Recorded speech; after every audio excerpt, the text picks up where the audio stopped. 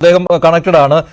Shri Indrabalan sir, ഈ രാത്രിയിലെ drone പരിശോധന അത് ബുദ്ധിമുട്ടുള്ള കാര്യമായി മാറിയിട്ടുണ്ടല്ലേ? ഇപ്പോൾ നല്ല മഴ പെയ്യുന്നു അല്ലേ?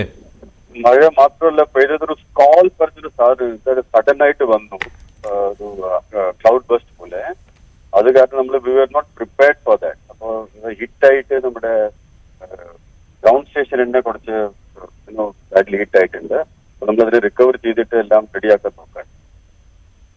അപ്പോൾ ഇത് രാത്രി തുടരാൻ പറ്റുമെന്ന് തന്നെയാണ് ഈ ബോഡി ഹീറ്റ് ഈ കൂളർ ടെമ്പറേച്ചറിൽ കണ്ടെത്തുക ഇല്ലേ? ആ ഒരു പരിശോധനയല്ലേ ഇനി ഇതിൽ ബാക്കിയുള്ളൂ? അതും ചെയ്യണം, പിന്നെ അത് ഒന്ന് ചെയ്യണം ഡെഫിനറ്റ്ലി. പിന്നെ നമ്മുടെ മൂന്നാമത്തെ ലൊക്കേഷൻ ബാലൻസ് ആയിരുന്നു. അത് നമ്മൾ ലോജിക് വെച്ചിട്ട് അതിന്റെ ഒരു അസസ്മെന്റ് ചെയ്തിട്ടുള്ളൂ. അതിനെ പ്രോപ്പറായിട്ട് റൺ ചെയ്യാൻ പറ്റില്ല, ഡ്രോൺ റൺ ചെയ്യാൻ പറ്റിയിട്ടില്ല. അത് നമ്മൾ രാത്രി ചെയ്യാൻ നോക്കുമായിരുന്നു. പക്ഷെ ഇപ്പോൾ അതെങ്ങനെ നമ്മൾ റെഡിയാക്കിയിട്ട് ചെയ്യാൻ പറ്റും, അതൊരു ഭയങ്കര ക്വസ്റ്റ്യൻ മാർക്കായി പോയി ഡാമേജ്. അല്ല, മൂന്നാമത്തെ സ്പോട്ട് എന്ന് പറയുന്നത് അത് അർജുന്റെ ട്രക്ക് തന്നെയാണ് എന്നുള്ള ആ ഒരു കൺക്ലൂഷനിലേക്ക് എത്തിയിട്ടില്ലേ സാർ ഇപ്പോൾ? അത് ഡെഫിനറ്റ്ലി എത്തിയിട്ടുണ്ട് ആ കൺക്ലൂഷന്. പക്ഷെ നമുക്ക് വി ഹാവ് ടു കണ്ടിന്യൂ, നമുക്ക് ഫുൾ കമ്പയർ ചെയ്യണം. അതാണ് നമ്മുടെ ഡേറ്റാബേസ് പറയുന്നത്. സോ നമ്മുടെ technical procedure will continue.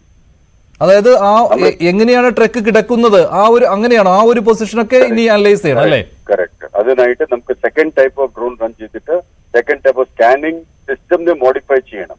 Because ഓരോ ടൈപ്പ് ഓഫ് സ്കാൻ സിഗ്നലിന്റെ ഓരോ ടൈപ്പ് നമുക്ക് റിഫ്ലക്റ്റഡ് സിഗ്നേച്ചർ കിട്ടും.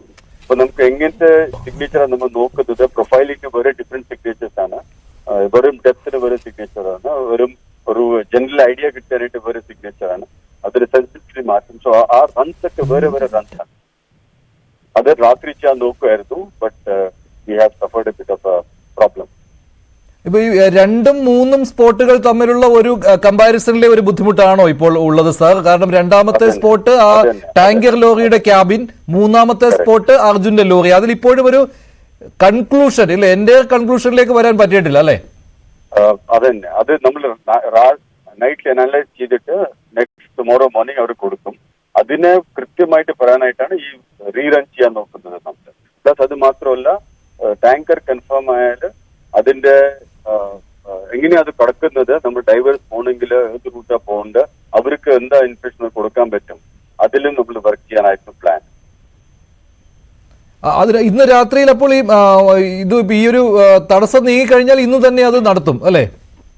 അത് ഇന്ന് രാത്രി കിടക്കാൻ പറ്റുന്ന അറിയില്ല. ബിക്കോസ് മഴ നിന്നാലും നമുക്ക് കുറച്ച് ഡാമേജസ് ആയിട്ടുണ്ട്, അത് ശരിയാക്കിയിട്ടേ പറ്റുള്ളൂ. പിന്നെ മറ്റൊരു കാര്യം സാർ, ഈ എക്സാക്ട് ലൊക്കേഷൻ സ്പോട്ട് ചെയ്ത് എക്സാക്ട് ആയിട്ട് പൊസിഷൻ കണ്ടാലും നേവിയുടെ കാര്യമോ സാർ? നേവിക്ക് ഇറങ്ങാൻ പറ്റേണ്ടേ? അവിടെ ഡൈവേഴ്സിന് ഇറങ്ങാൻ പറ്റേണ്ടേ?